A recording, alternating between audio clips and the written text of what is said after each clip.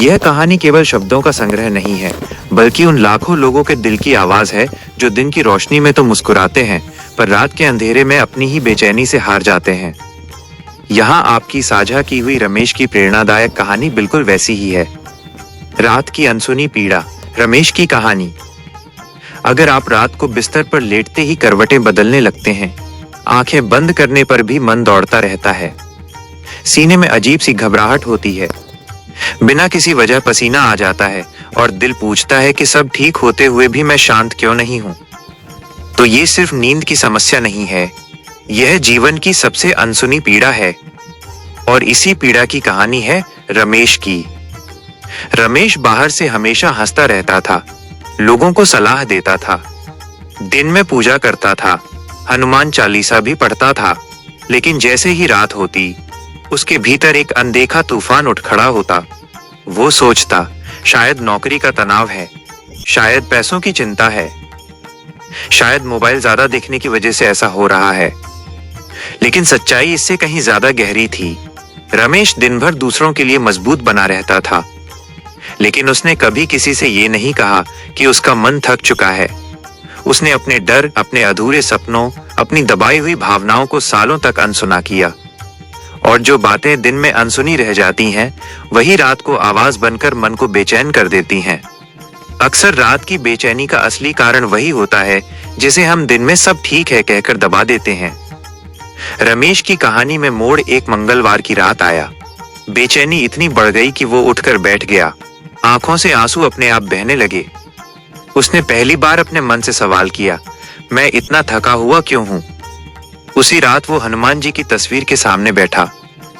कोई मंत्र नहीं पढ़ा, कोई बड़ा व्रत नहीं किया, बस सच सच बोल दिया। उसने कहा, हे बजरंगबली, मैं रोज आपका नाम लेता हूं, लेकिन मैं खुद से झूठ बोल रहा था। मैं अंदर से टूट चुका हूं। और वहीं उसे एक गहरी समझ मिली। रात की बेचैनी कोई दुश्मन नहीं होती, वो आत्मा की चेतावनी होती है। अब रुक जाओ, अब अपने मन को सुनो, अब अपनी पीड़ा को स्वीकार करो, क्योंकि जो दर्द दिन में दबा दिया जाता है, वही रात में बेचैनी बनकर लौटता है। बहुत से लोग मानते हैं कि रात की बेचैनी किसी नकारात्मक शक्ति, नजर या बाहरी कारण से होती है, लेकिन सच्चाई यह है कि असली कारण अक्सर भीतर का असंतुलन होता है। अधूरी भावनाएं, माफ न कर पाना, खुद को समय न देना, दूसरों को खुश करते करते खुद से दूर हो जाना, यही सब मिलकर रात को मन को अशांत कर देते हैं। और जब कोई व्यक्ति सच्चे मन से हनुमान जी का नाम लेता है, दिखावे के लिए नहीं बल्कि समर्पण से, तो हनुमान जी पहले उसकी बेचैनी नहीं हटाते, वे पहले उसकी आत्मा को मजबूत करते हैं, वे उसे उसकी सच्चाई दिखाते हैं। रमेश ने यही सीखा कि रात की बेचैनी का उपाय सिर्फ नींद की गोली या मोबाइल छोड़ना नहीं है, बल्कि दिन में अपने मन को सुना जाना है, खुद से सच बोलना है।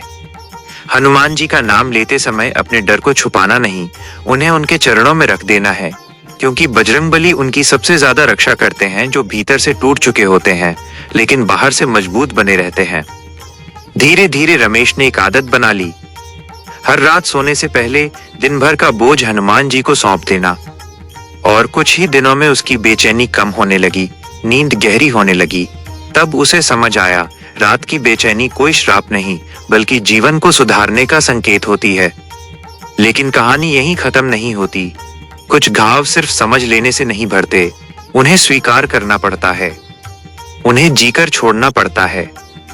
रमेश ने गौर किया, जिस दिन वो अपमान सहकर चुप रहता, जिस दिन वो ना नहीं कह पाता, जिस दिन वो अपनी इच्छा टाल देता, उसी रात उसका मन और भारी हो जाता।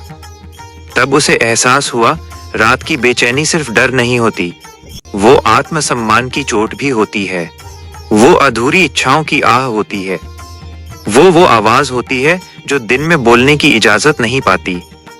एक रात उसने हनुमान जी के सामने ये भी स्वीकार किया, मुझे लगने लगा है कि मैं सबके लिए हूं लेकिन खुद के लिए नहीं। और यहीं से उसे बजरंगबली की कृपा का दूसरा रूप समझ आया। हनुमान जी सिर्फ बाहरी संकट नहीं हटाते, वे भीतर टूट चुके मनुष्य को फिर से खड़ा करना सिखाते हैं। उन्होंने रमेश को यह समझ दी, जो व्यक्ति दिन में अपने लिए खड़ा नहीं होता, उसकी आत्मा रात में खड़ी होकर सवाल करती है। इसलिए रात की बेचैनी का एक बड़ा कारण यह भी है कि हम अपनी सीमाएं तय नहीं करते, हम ना कहना भूल जाते हैं, हम अपने मन की रक्षा नहीं करते। रमेश ने एक छोटा सा संकल्प लिया, हर दिन कम से कम एक बार अपनी सच्ची भावना को स्वीकार करेगा। किसी से कहे या सिर्फ हनुमान जी से।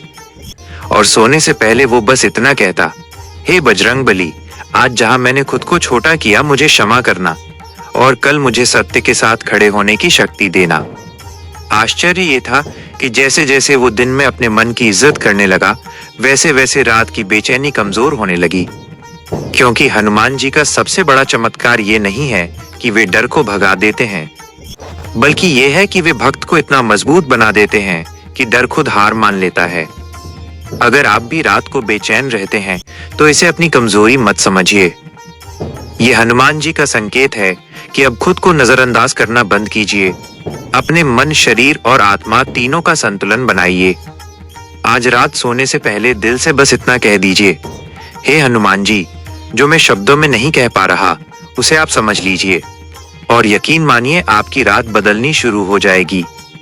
अगर ये कथा आपके मन से जुड़ी हो तो कमेंट में जय बजरंगबली जरूर लिखें। इस वीडियो को उस व्यक्ति तक जरूर पहुंचाएं जो रात को चुपचाप लड़ रहा है, क्योंकि अगली कथा शायद उसी मन के लिए है जो अभी भी शांति ढूंढ रहा है।